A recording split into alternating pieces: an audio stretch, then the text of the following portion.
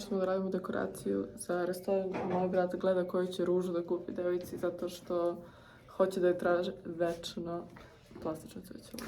Ima da joj kažem, Ljubice, kad ti ova bude ubenula, onda ću ja novu. Zove. Da ti kupim.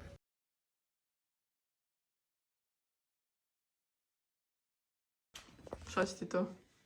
To ti je više za novu godinu. Umjesto lampi da se stavi to i da se para sveće. I ovako kavezi lepi. Na sremu.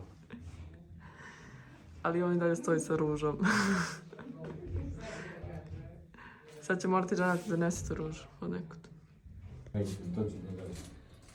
Nećete mi ovu jednu ružu. Daj, molim te, nemoj da se brukaš. Hoću što?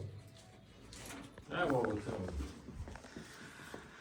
Imate ovdje preslatke korpice. Ovdje inače ima veliki izbor isto i drveća.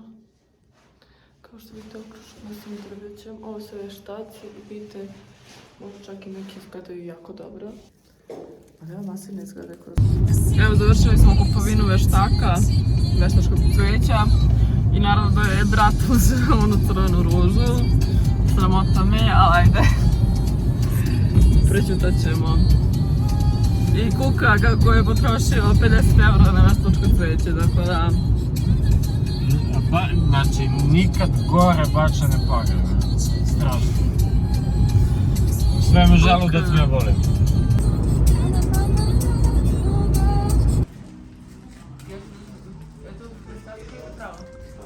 Trava bre, kako je? Ljubavi, možda si se zavela da ti nikad ne kupim cvijet, nego ti ovaj cvijet, dok ti ovaj ne uvene, neće to ti kupiti. Jesi srećna, kupio ti ružu! Plastičnu!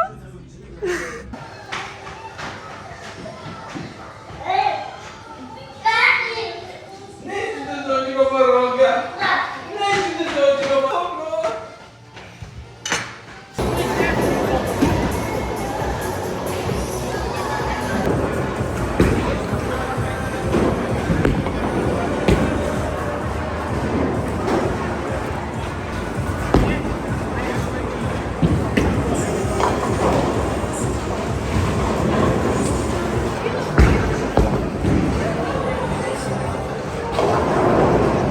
U principu Dyson vam ne treba da imate u kući fen, peglu i na primjer ono, kako se zove, Figaro.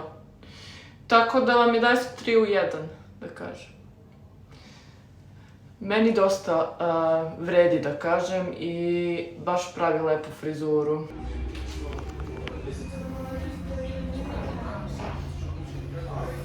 Kosa. I crtež koji sam ja. Moj suprug.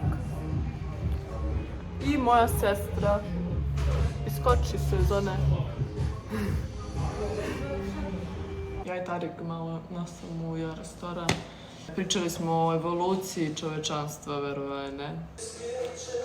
I asked 3-4 times, what is your opinion without glasses? No one asked something. Asked one Turkish singer, but he is all the time Atatürk's side, all the time against government. He's very good guy. In the concert, when he is singing, suddenly he felt and passed away because of heart attack. And he wasn't old, maybe 58 years old. And someone was writing, God, why you just take from our side? Why didn't you take this Ibrahim Tatlıses instead of him? Seni gördüm. Lepa pesma.